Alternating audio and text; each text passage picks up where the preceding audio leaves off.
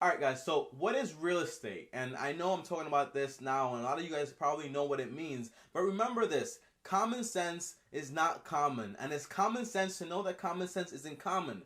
And if you actually listen to what I'm saying, it makes sense, right? Because I make a lot of videos talking about passive income, real estate investments, and a whole bunch of other things, but a lot of people don't know what any of this terminology means because they don't have any type of expertise on any of these topics, right? So I decided to make this simple video to actually get people started and get the ball started on everything. So whenever I'm making a video about more advanced stuff when it comes to real estate, like either buying apartment buildings or taxes and a whole bunch of other loopholes you can actually find, I want you to be able to understand the core basics, because I believe once you understand the core basics of what is real estate investing, why is it a good investment? Is it bulletproof? Is it not? Is it risky? Is it not risky? How do I get started? Do I need $100,000 to actually get started? Like, I want to answer all these questions in this one video to get the basics out the way. Now, if you don't know what real estate investing is, it's basically buying property and then that property becomes your private property, but you still have to pay land tax on it because that's just how the United States work, right? It's a good system. I don't care. I like it, right? But one of the most important things when it comes to real estate, and you got to know this, is location, location, location, right? So for example, I live in the Bronx. A house in the Bronx in the area that I live costs maybe like $700,000, and it's a 2-3 family home house. But a house like this, like the same house that I have now in Manhattan, might cost maybe 2.5 million, maybe 25 million if it's on 61st Street. So location is a big deal. Like the house itself is like, okay, that's pretty cool, but the main thing is probably location. Like having access to a train, having access to like corner stores, having access to a gym, being close to the city, the metro area, and all those things. Those are the main things that matter the most when it comes to real estate. So if you don't know what real estate is, real estate investing is basically just investing in property, buying property, and then using that property to either like rent it or sell it, flip it, do whatever you want with it. That's basically what real estate investment is. Now, a lot of people always tell me, Tommy, why is real estate one of the best investments you can actually make? And I feel as if like a lot of people say that because they feel as if, because they hear all these gurus here talking about, like, for example, Grant Cardone, Ty Lopez, Gary Vee. I think Gary Vee doesn't really talk about that really, but a lot of these gurus are always talking about like real estate and how it's such a good investment and that you can make a lot of money off of it and all these things. But I frankly believe that real estate is a good investment. It's a stable investment. I think real estate is like putting your money into the bond market in a sense. And let me explain. I know bonds don't produce that much money, and it's basically like not even fighting with inflation or anything like that. But real estate is basically, if I have money on the side that I'm not using, I'd put it into real estate because I know I'm gonna get cash flow from that. But the cash flow is not even gonna be maybe like 5% a month. Like it's very unlikely that I'm gonna get 5% of my original investment a month from that real estate that I just purchased, right? And that's the main thing, you know. So real estate is something that I invest in, like when I have spare cash, and it's something that my uncle taught me. And my uncle is like a millionaire, and anytime he invests into real estate is like when he has like way too much money on the side and he just buys property because he knows that value of that property is going to go up, and he's also going to get cash back from that. But there's a lot of other investments out there that produce a higher return than real estate, like short term. And short term, when it comes to like making investments and stuff like that, it really matters, you know. I do long term stuff like index funds and a whole bunch of other things, but short term, when it comes to business, you need to be able to reproduce your money, double, triple, for quadruple, quintuple your money on basically like a monthly basis, or maybe like a on a quarterly basis. You know what I mean? So it's very important, and putting your money into real estate kind of locks you in sometimes, and that's something that I kind of don't like. So here's the deal: is real estate a good investment? Yes. Is real estate gonna be a good investment 20 years from now? Yes. Is real estate a good investment today? Yes.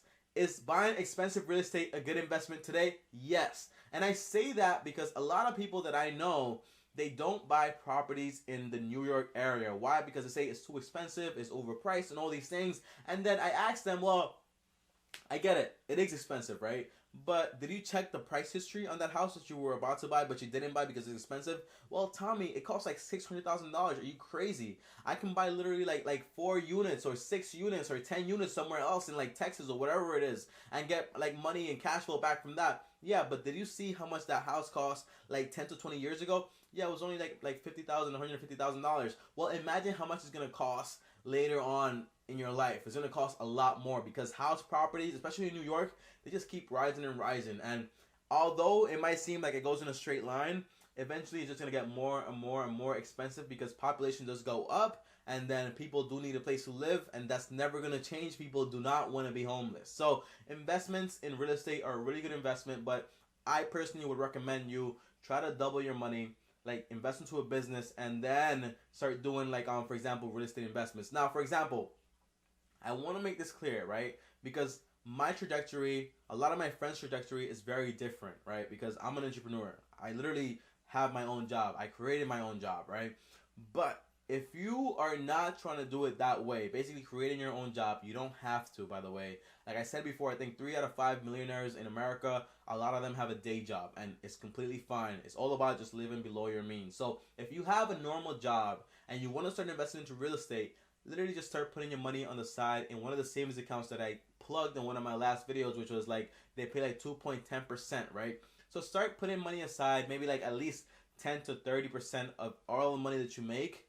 Start putting it aside, and then at the end of the year, you start looking for properties. Actually, not at the end of the year, right? This is my strategy. This is the strategy. I'm giving you a strategy right now. If you don't know what real estate investment is, so you can actually get into it, right? If you have a job, right, start putting away 10 to 30% of your money, right? Every single paycheck you get. And if you can do more, then do more. Minimum is 10%. Is a minimum, is a must, right? So all while you're saving this money away, right? You want to start picking up some books, reading, researching, going to seminars, and a whole bunch of other things, and you're going to start expanding your mind and your knowledge on real estate, right? By the end of the year, when the time comes, you're going to have a hefty savings accounts there that's been making money for you, and then you can actually start investing into real estate. That's how to start investing into real estate literally in 1 year.